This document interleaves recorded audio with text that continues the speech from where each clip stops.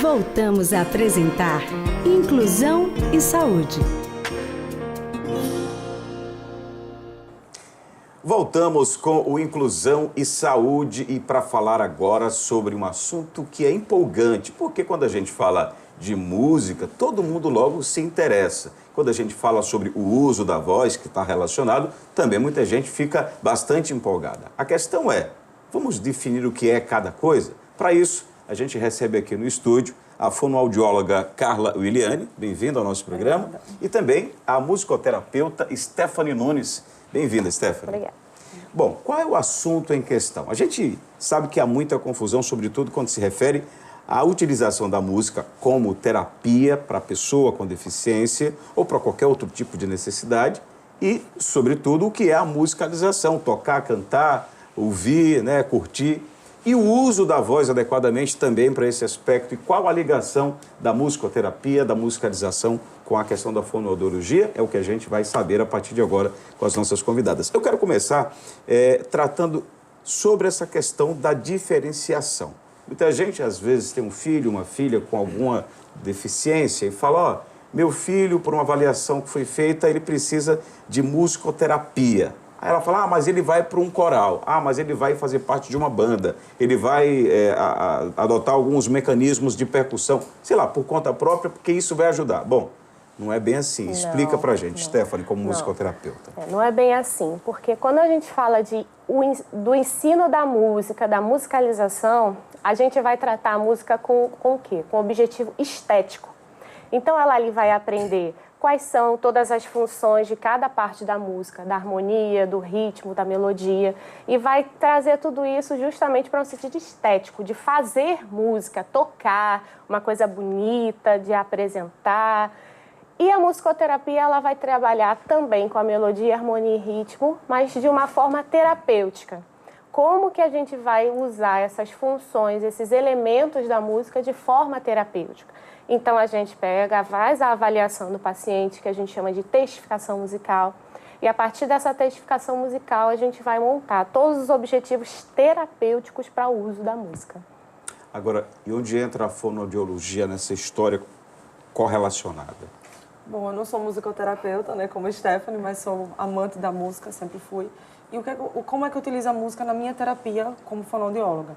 Eu atendo basicamente crianças autistas e algumas são não verbais. E eu utilizo muito canções infantis, músicas que a criança gosta de ouvir, que a mãe diz, ele gosta da, sei lá, da galinha pitadinha, né? Ele gosta da, sei lá. E eu canto, sapo não lava o... E aí eu vou deixando esses espaços para que a criança preencha. E aí, com o tempo, a criança já começa, o sapo não lava o... Ele, pé, não lava, por que não? E a criança começa a... É um estímulo. Isso, a ter esse contato visual, essa interação, o sorriso, o olhar. E assim, eu comecei a utilizar as músicas na minha terapia e eu vi que dava muito resultado. Foi quando também, coincidentemente, eu comecei o trabalho voluntário lá no conservatório, comecei a acompanhar a criança autista lá, e eu vi como a música tem esse poder de conectar as pessoas. Exatamente. E eu sempre uso das músicas no meu consultório e tem dado muito resultado. Então, quais são os efeitos? Porque não, vai levar a música, tá, só para ficar brincando, não, pega o instrumento, esse instrumento é útil, não é? Não, enfim, dá para se avaliar em que tempo, o que é que pode ser dito? Sim, claro, dá para se avaliar, porque, como eu disse, a gente faz aquela testificação musical e a gente traça os objetivos daquela criança. Então, eu observo dentro do processo terapêutico se aquela criança ela tem atenção compartilhada, se ela olha para o que ela está fazendo, se ela tem uma questão cognitiva até para aprender a cantar a música, se ela fala, se ela não fala, então eu vou estimular o quê? A fala daquela criança. Então eu vou utilizar a música como abertura de canal de comunicação para que ela tenha um aprendizado.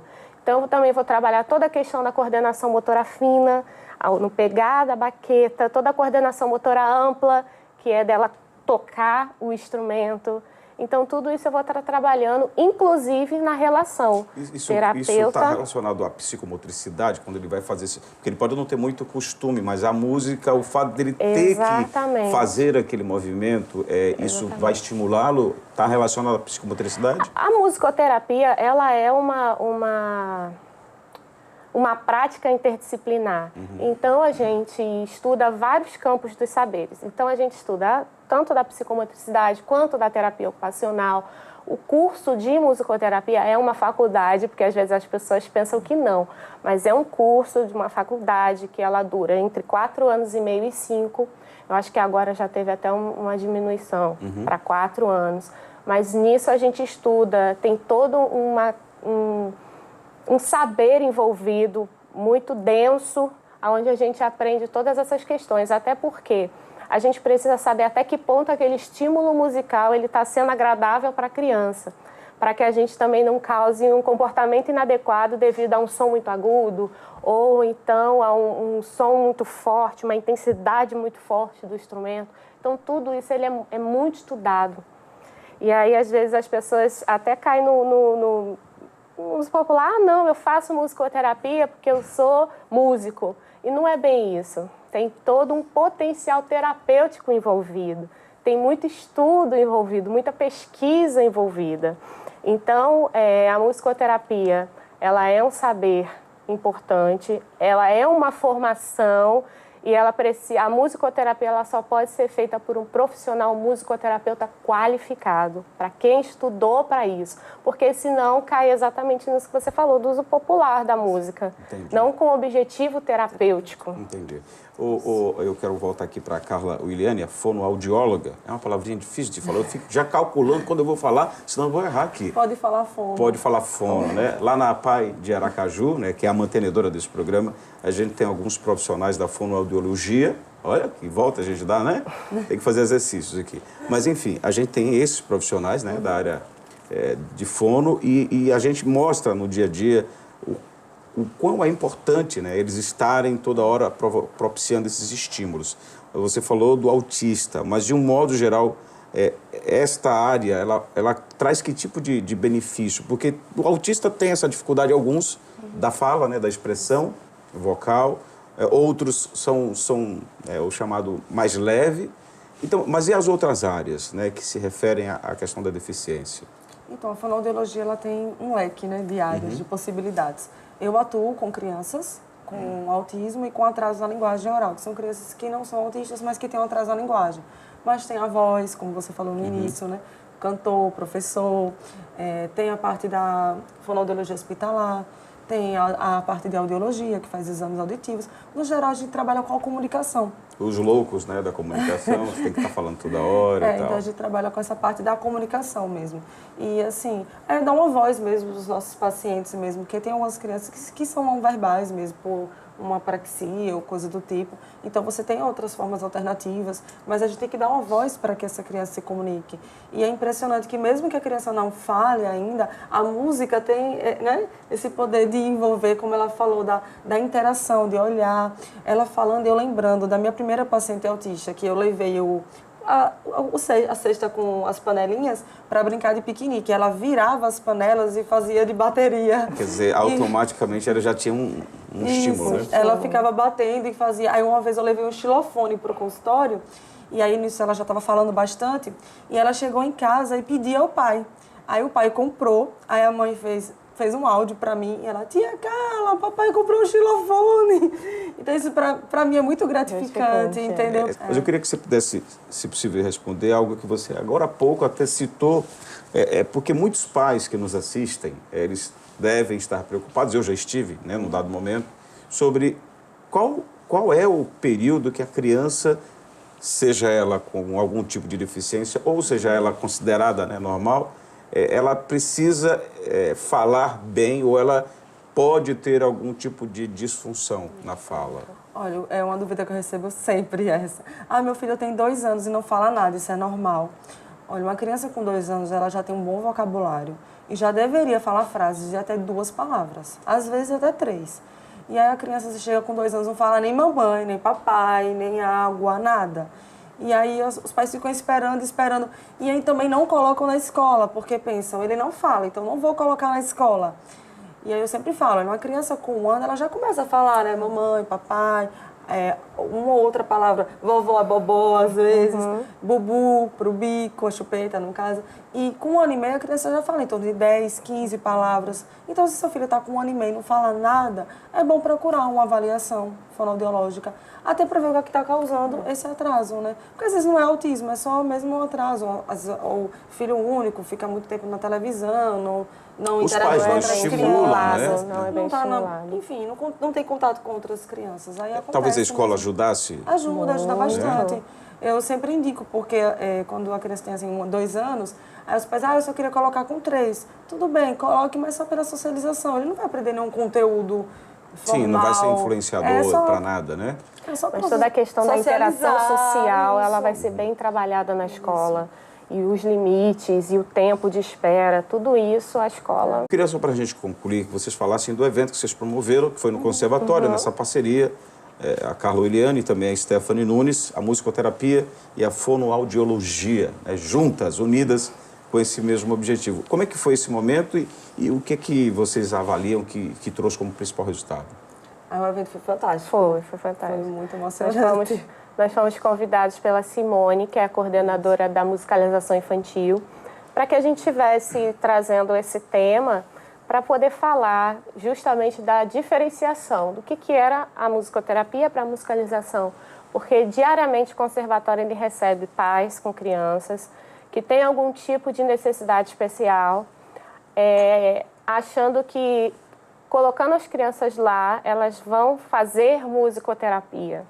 E a preocupação do conservatório era de fazer essa diferenciação. Olha, isso, né? Aqui a gente não tem profissionais musicoterapeutas qualificados, nós temos professores de música. Então, a criança ela vai ser inserida dentro de uma classe regular de musicalização infantil. E, às vezes, a gente ainda não tem a possibilidade de dar uma atenção especial, porque é um professor para, às vezes, 30 crianças. E a musicalização infantil ela é iniciada com a flauta doce. E, às vezes, o estímulo sonoro da flauta doce ele já é muito aversivo, porque as crianças... E uma nota errada... Uma nota errada, destoa. E se tem uma criança que tem, por exemplo, uma hipersensibilidade auditiva, para ela é doloroso, às vezes, ficar ali naquele ambiente. O que seria um objeto de inclusão pode ser um objeto de exclusão. E também é o fato que, como eu acompanho, né, as crianças lá, a criança autista que eu acompanho, quer dizer, a outra, né, que são 2, tem dificuldade na coordenação também, na hora de tirar e colocar o dedinho na flauta. E aí ele fica um pouco frustrado. Porque é o objetivo estético Entendo. da música, que você precisa fazer bem. Eu já ouvi bastante, para a gente encerrar, o tratamento na musicoterapia, de um modo geral, com a utilização muito forte dos instrumentos de percussão. Sim. O que é mito e verdade nisso tudo? É um caminho mais apropriado? Não existe essa receita de bolo? Não existe essa receita de bolo, mas a gente acaba trazendo os instrumentos de percussão por conta até da gente trabalhar a questão da coordenação motora, mas que a gente também trabalha através do teclado, do violão, mas os instrumentos de percussão é por conta de serem instrumentos de madeira, de pele, então tem aquela proximidade de você não ser uma coisa assim tão distante da gente. Então, quando a gente utiliza, por exemplo, um pandeiro de pele, então a criança ela já não tem tanta aversividade àquilo, porque não é uma coisa de metal, que é gelado, ou de plástico, que pode ser quebrado com facilidade. Então, a gente utiliza os instrumentos de percussão também por conta dessas questões. No geral, o evento foi produtivo. Foi muito produtivo. Quero aproveitar para mandar um beijo para minha querida Ingrid, uma garotinha de 15 anos, que é uma negra linda, que ela tem autismo, né? Eu já trouxe ela aqui no programa, a mãe dela, e a mãe dela já contou a experiência vivida no Coral Canarinhos de Aracaju, com o maestro Carlos Magno do Espírito Santo, que maravilhoso. Tá seguindo aí para fazer está fazendo um mestrado também terminou já? Terminou a especialização. Hoje ele já é musicoterapeuta, mas ele me disse o tanto que ele vinha lutando. Ele que faz bom, um Recife. fico muito feliz. Ele ia isso para o mesmo. Recife viajar. E a Ingrid é uma grande experiência que ele sempre relata em vários eventos que eu já fui, já estive, né, eu sou muito colado com eles ali. Tem outras crianças também com algum tipo de deficiência, mas a Ingrid chama atenção porque a mãe mesmo já disse aqui, olha, antes da música a Ingrid era uma coisa, depois da música, porque de qualquer sorte, com a musicoterapia ou não, A música, por natureza, ela traz essa leveza, traz essa sensação de que parece que de bem-estar, né? Quem quer curtir música, o seu estilo sabe que vai trazer isso. Então, seja a pessoa com deficiência ou não, acho que o sentimento é o mesmo. E a Ingrid, vocês têm que ver ela cantando, e só me ver a música do meu amigo Charles, né? Charlie, meu amigo de Benito de Paula, ela canta essa música de maneira incrível, né? E afinadíssima. Não é nenhum ator, não. Eu conheço um pouquinho de música, então estou falando que ela canta bem afinadinho. Né? Então, assim, é uma evolução que mostra que quem tinha crises, quem não conseguia se socializar, quem não conseguia manter essa relação com as pessoas, hoje, em função da música, ela tem esse resultado. E a mãe disse que é outra pessoa. Exatamente. Então, ela fez 15 anos. Beijo mais uma vez para você, viu, Ingrid? Sei que ela acompanha o programa com a mãe também. Bom, vocês, meninas, posso chamar de meninas, né? Muito obrigado pela entrevista e pela paciência e pelo conteúdo que vocês estão provendo para o público que nos acompanha. Obrigado e até a próxima. Obrigada a você. Até a próxima. Obrigado, Carlos Liane, e obrigado também. Obrigada. Stephanie. Olha, nós vamos a um rápido intervalo e na volta, não saia daí que a gente vai falar sobre um exemplo de superação. Vocês vão entender o que eu estou falando daqui a pouco. Até já. Estamos apresentando Inclusão e Saúde.